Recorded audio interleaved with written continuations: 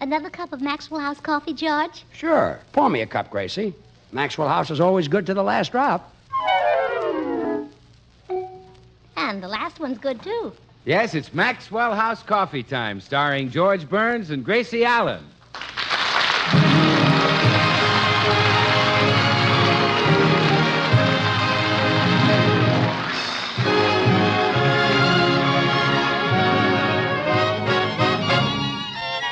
With yours truly, Bill Goodwin, our postman Mel Blanc, Isabel Randolph, and the music of Meredith Wilson and his orchestra. For your Thursday night enjoyment, it's George and Gracie. And for your everyday coffee drinking enjoyment, it's Maxwell House. With extra flavor in the blend because of choice Latin American coffee skillfully combined. Extra flavor in the cup because Radiant Roast develops the full flavor of every coffee bean. And the result is that today more people buy Maxwell House than any other brand of coffee in the world.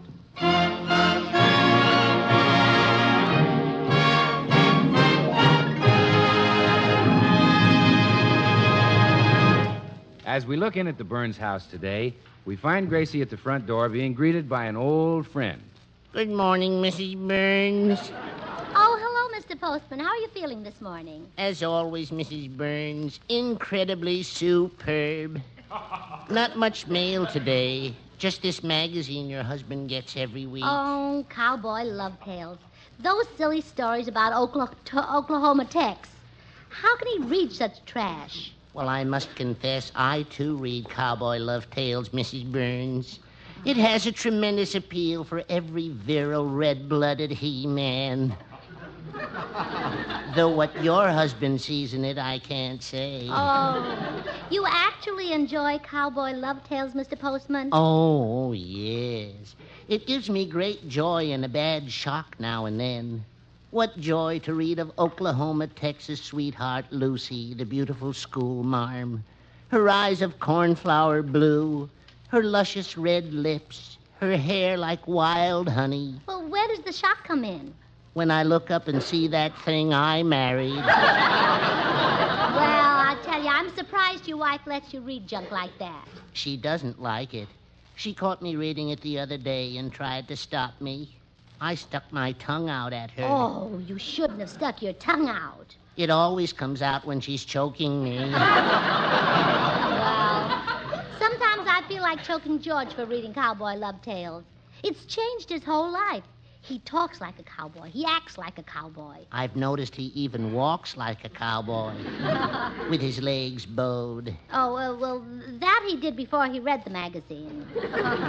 Oh, I see. Oh, well, I think I hear him stirring around in there, Mr. Postman. I better say goodbye. Well, goodbye, Mrs. Burns. Remember, keep smiling. Oh, good morning, George.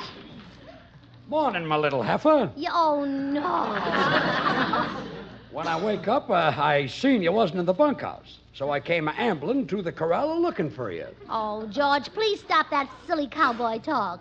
It's become very embarrassing to me. Embarrassing? Oh, yes. I asked you to call a beauty shop the other day and make an appointment for me, and what did you say to Pierre? Get your heating iron ready, Frenchie. My little dogies are coming in to get clipped and curried. Well? And I was mortified when you spoke to the head waiter at Ciro's last night. How come? George, you do not refer to Ciro's as the chuck wagon where your victuals get it. I like that Western talk. Well, I There don't. you go. I don't like it. It's bad enough to call Ciro's the chuck wagon, but please stop referring to me as old paint. That's a term of endearment, gal. Oh, George. I'm trying to get into Mrs. Randolph's exclusive literary society. I haven't a chance if she finds out my husband reads cowboy love tales. I enjoy cowboy love tales. But there are so many fine things to read. Shakespeare, Dickens, Beethoven. I don't care much for Beethoven. Give me a good mystery writer like Irving Berlin. Well, believe me, I didn't think I'd like the classics either at first. But now I've studied Shakespeare until I practically know it by heart. Really? Oh, sure, and you can, too. There's a book right here in our library called The Complete Works of, What's his first name again? William. Oh, yes, William Shakespeare, yes. It's hard to remember. Shakespeare and those guys are for sissies. Us virile, red-blooded he-men don't want stuff like that. Well, do you consider Bill Goodwin a virile, red-blooded he-man? Well, sure. Well, he just drove up in his car, and in a minute, you'll see how much fine literature has done for him. Bill? Mm-hmm. I've gotten Bill so interested in the classics, he's given up women. Oh, stop. I mean it, George. He doesn't whistle at girls anymore. He just whistles at books. He whistles at books? You should have heard him when he read Forever Amber. Well, I don't believe that Bill has given up girls for literature. Well, here he comes. Ask him. Okay, I will. Hi, folks. Hello, Bill. Bill, I'd like to ask Not now, George. I'm in a hurry. Gracie, where's your big volume of Shakespeare? Oh, right here, Bill. Thanks, Gracie. I'll take it in the den. See you later. Well, I'm a son of a gun. Oh, I told you so. Fine literature has helped Bill, and it could help you. How? Well, now, suppose a little bobolink were to perch on our windowsill and sing. Now, if you are familiar with the classics, you could quote to him from William Cullen Bryant's famous poem, Robert of Lincoln. How does it go? Bobolink, bobolink, spink, spank, spink.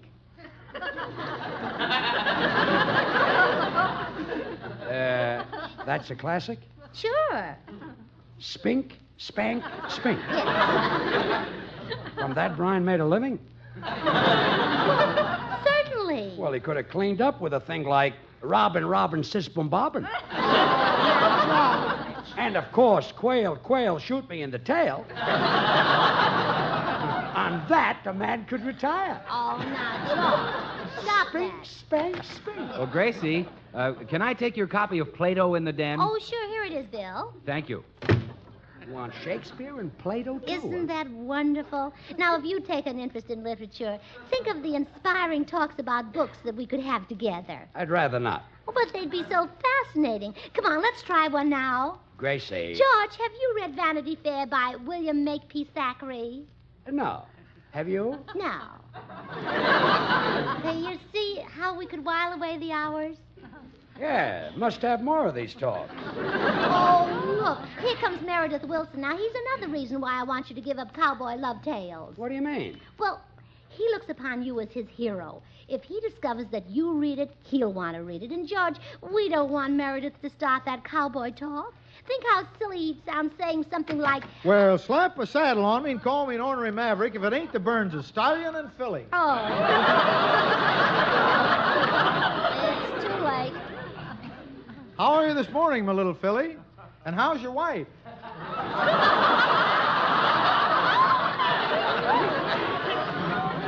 Gracie's the filly, Meredith, not me. Really? Really. Yeah, and I'll thank both of you to stop referring to me as a horse. It's beginning to affect me. Yesterday, I shied away from a car. Meredith, Yes, partner. Gracie thinks this cowboy stuff is bad for you. But I find it most enjoyable, particularly as portrayed on the screen by such excellent rooters and tutors as Gene Autry. Cowboy movies, too? Yeah. I saw a ringtail dandy just yesterday. It was called The Outlaw. Oh, man. However, the audience puzzled me. They stopped and whistled when there were no cowboys visible, only a young woman named Jane Russell. That's all, huh? Sure. What were they whistling about? She wasn't shooting anybody. Meredith, Jane Russell was the star of the picture. Really?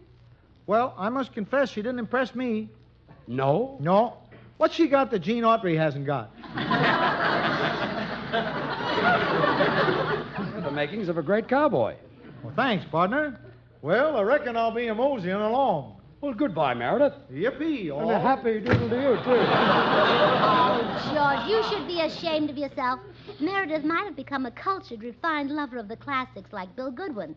But no, you turned him into... Quick, Gracie, hand me that big volume of Charles Dickens. Oh, of course, Bill. Phil, Thanks. wait a minute. How can you read all those books at the same time? Who's reading them? The dame next door is taking a sunbath. I'm standing on them so I can see her.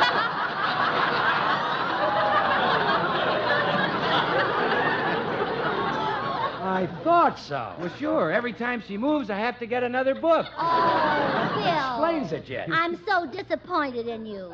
You said you were giving up girls for good books. Well, I tried, Gracie. Honest, I did.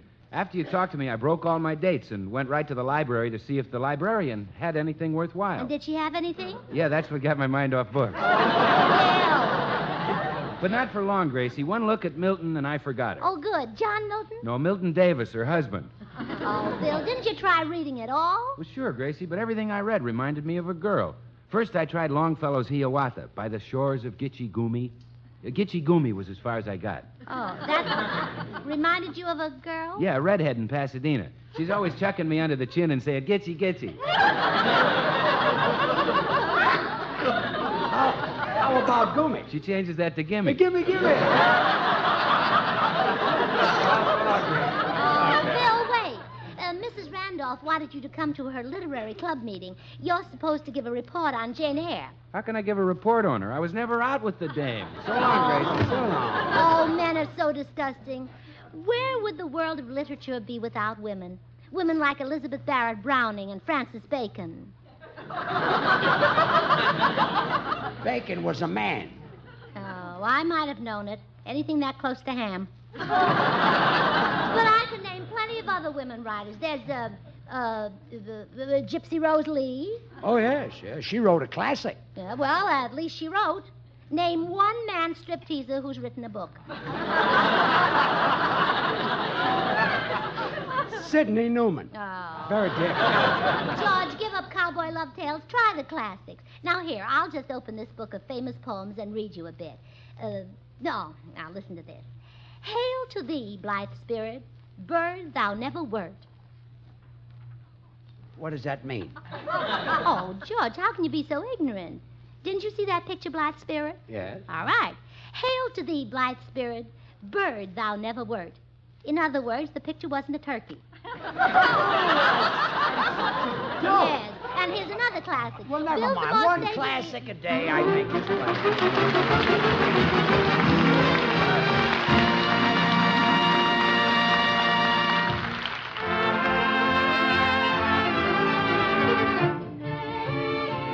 Georgia, Meredith Wilson and his orchestra.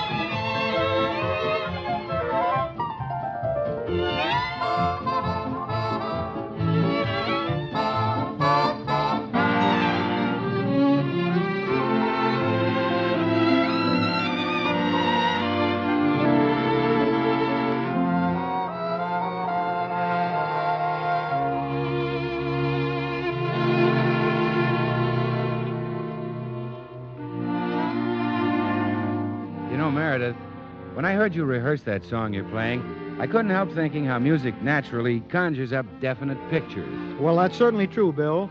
Except that I think this song about Georgia must call up a lot of different picture impressions. For instance, there are not only the rolling fields of cotton and tobacco and the famous Georgia peach orchards, but there's the seacoast with its own salty, sun-bleached charm. Yes, then there are the pine-ridged mountains, too. You know, as all the old shaded roads wind from one contrasting section of the state to another, they carry memories of a past rich in history. No wonder Georgia is so well-loved a part of our American scene. And I can't help thinking, too, how it's no wonder that Maxwell House has become so much a part of the American scene. Because for generations, Maxwell House has been making friends everywhere in this nation of coffee lovers. And today it's enjoyed by more people than any other brand of coffee in America. Now, to give Maxwell House that famous flavor, fine Latin American coffees are skillfully chosen, each for its own special contribution. There are Manizales for mellowness,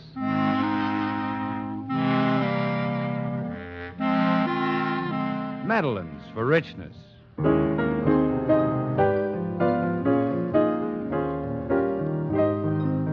other choice Latin American coffees for vigor,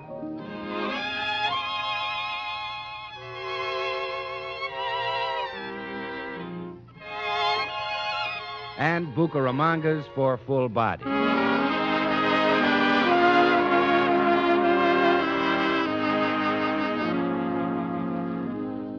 The result is a coffee so full-flavored, so delicious that north, east, south, and west, Americans everywhere pronounce Maxwell House good to the last drop.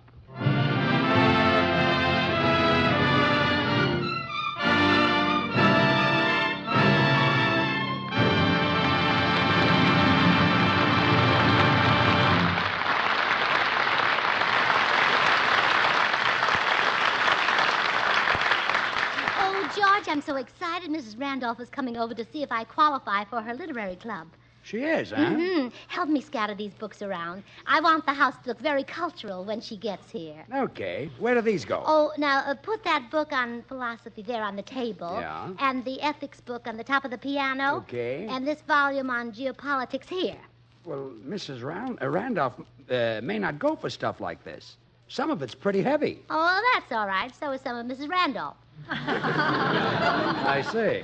This whole set of Dickens goes on the table, too. No. You better take The Tale of Two Cities out. That might be out of place in a California home. Why? Well, I haven't read it, and one of the cities might be in Florida. Yeah, we can't be too careful about that. Oh, and did you notice the 3 statues of the famous authors I bought? Yeah. Who are they? Well, that one's Keats, and that one's Shelley, and that one's Venus de Milo. What did she write? Nothing. But I couldn't find a statue of Shakespeare, so I'll just paint a beard on her, and Mrs. Randolph won't know the difference. Believe me, she'll know the difference. Oh, forehead's too low. Yeah, low forehead, yes. Well, And anyway. really parted his hair on the Yeah. side, you see that? Oh, look, there's Mrs. Randolph driving up. Quick, George, out the back way. I don't want you confusing her with that cowboy talk. Confusing her. Yes, if I introduced her, you'd probably say, "Put her there, old critter." And the old critter wouldn't know where to put what. Okay, I'll go down to the drugstore. Come in. Oh, good afternoon, Mrs. Burns. I'm afraid I'm a wee bit late for our appointment. Oh, really, Mrs. Randolph? I hadn't noticed. Time passes so quickly when one has one's books. How true. I'll wager you've had your nose in a book all day. Oh, yes. I only took it out once or twice to powder it. Yes. Oh, my dear, what joy, what rapture is to be found in literature. Shakespeare's classic romances, Romeo and Juliet, Othello and Desdemona. Yes, and that other sweet couple, Mac and Beth. Mrs. Burns, one does not separate Mac and Beth. Oh, I wouldn't think of it. They're crazy about each other. You say such amusing things. I do? Oh, I see you have some French literature. Isn't this book Les Miserables? No, I thought it was pretty good. Les Miserables is the title. It was written by Hugo. Hugo? Victor. Oh, Hugo Victor. Yes, he's very good. The name is Victor Hugo. Of course, there are so many splendid writers. But of them all, my favorite is the inspired Scotch poet who wrote to a field mouse. He wrote to a field mouse? Yes. Well, I hope he wasn't silly enough to expect an answer. My dear, surely even in jest you wouldn't claim so little knowledge of the works of Robert Burns. Who?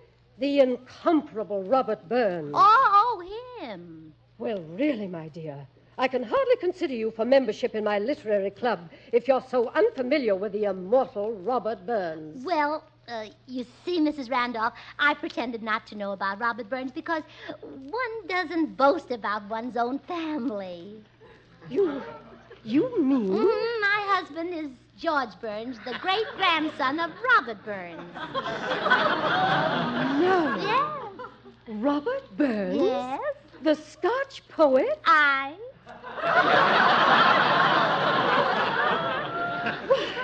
I had no idea your husband was Scotch. Oh, really? Well, you should go out with him sometime. Why, this is most thrilling, Mrs. Burns. Oh, well, now can I join your club, Mrs. Randolph? Oh, I shall be delighted to welcome you to my fold. Come in. Hello, Gracie. I just dropped... Oh, Mrs. Randolph. How are you? Oh, how do you do, Mr. Goodwin? Well, what are you girls so happy about? You're fairly beaming, Mrs. Randolph. Oh, I've had a most pleasant surprise, Mr. Goodwin. No, really? Yes. I just discovered Mr. Burns is Scotch. Well, you better hurry and drink it up before he gets home.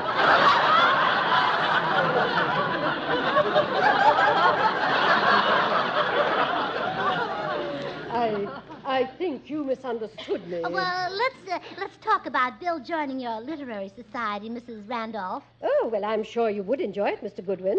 I have quite a large fold. So I see. Why don't you exercise? I beg your pardon. Oh, always clowning, aren't you, Bill? Actually, he's quite a serious student of literature, Mrs. Randolph. Oh, really?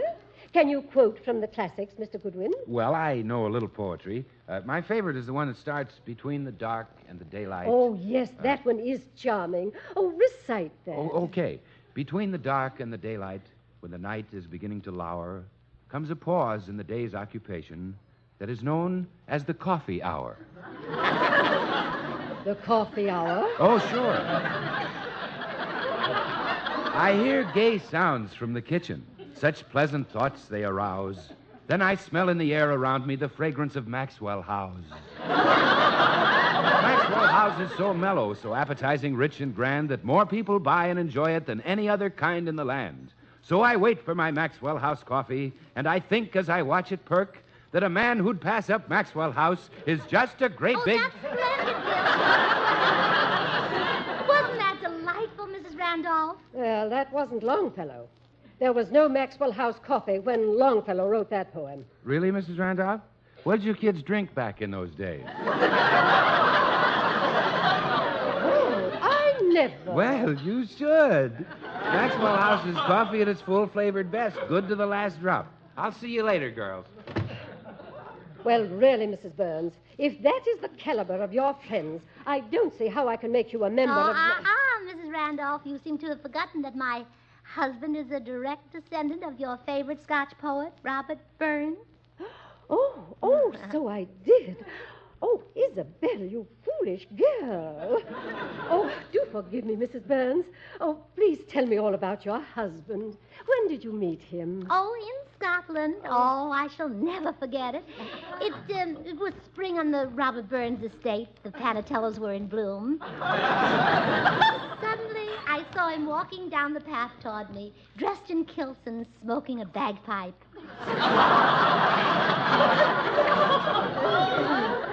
Aren't you a little confused? Oh, probably. I was so excited when he spoke to me. He said, "Wee lassie, isn't it a braw brick moonlicht nick to nick?" Well, I tried my best to reply in his native tongue. Oh, and what did you say? I said, "Yes, it's certainly it." How perfectly adorable. Then what happened? Oh, then we got to talking. One thing led to another, and finally he invited me to his barn for a cup of heather. His family insisted that I stay for the weekend. Oh, and of course you followed the old Scottish custom and went grouse shooting. Oh, of course. I shot 11 grice. Oh, that's such a charming romance. When did you sail for America? Oh, early the following month. We sailed from the 1st to the 4th on the 5th. Or maybe it was the 5th to the 4th and the 1st. I forget exactly. Oh, what a divine story. Oh, well, I hoped you'd like it. I'm dying to meet your husband. I'd simply adore to see him in kilts. Oh, you'll be thrilled, Mrs. Randolph. You know, he has perfectly gorgeous knees. The cutest little dimples in them. Oh, really? Yes. Oh, excuse me, Mrs. Randolph. There's someone on the phone in the den. I'll be right back. Well, Isabel, this is your lucky day.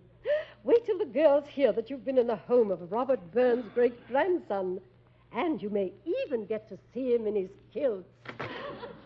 Oh, hello. You're Mrs. Randolph, aren't you? Yes. Oh, and you must be George Burns. Yeah. Oh, I'm so disappointed you've got pants on.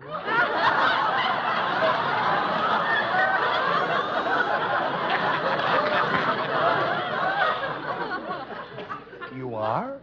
Oh, yes.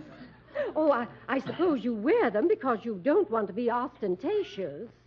Yeah. I don't want to be arrested either.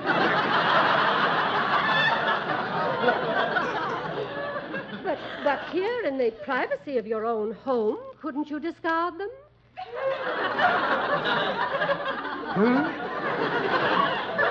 Well, I'd so love to see you in your plaids.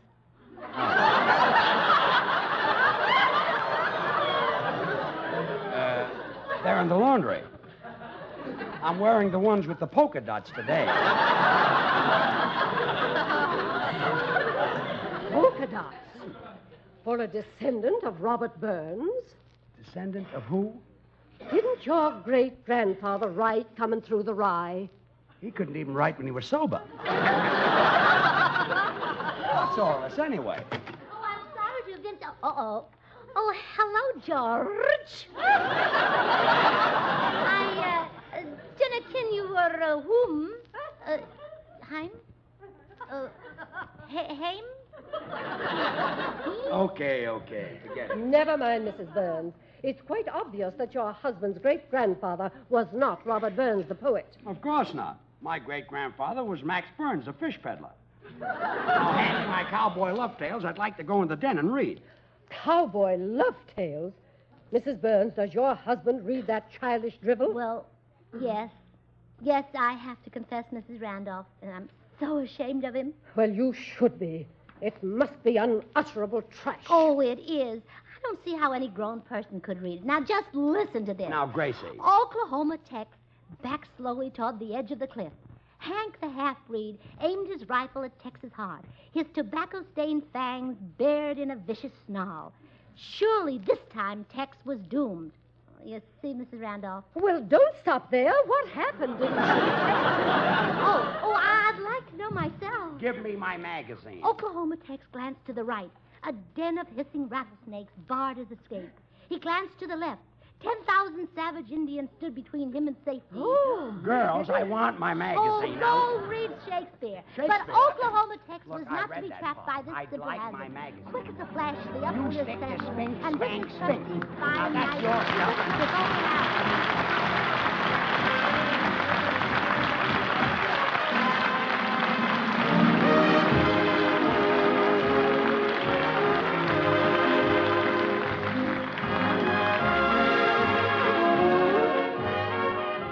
Until next Thursday, good night and good luck from the makers of Maxwell House, America's #1 brand of coffee. Always good to the last drop. Gracie, if you've finished reading that cowboy love tales, let's go out to dinner. Okay, partner. I reckon I'm ready to tie on the feed bag. All right, how about Ciro's? Oh, that ain't bad, chuck wagon to get your victuals at. Let's go, Tenderface. You know what I started. Good night. Yippee all.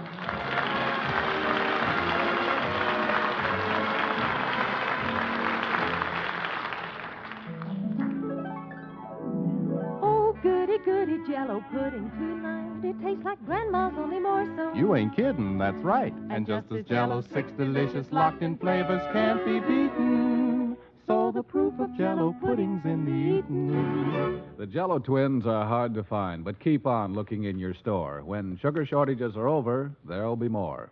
Just a taste of Jello pudding or of Jello and you know it's the one and only Jello. Join us again next week when we'll all be back. George Burns, Gracie Allen, Meredith Wilson and his orchestra, and yours truly, Bill Goodwin. And now stay tuned to this station because Bird's Eye Open House, starring Dinah Shore, is coming on in just a second. Dinah's special guest tonight is Alan Young. Good night.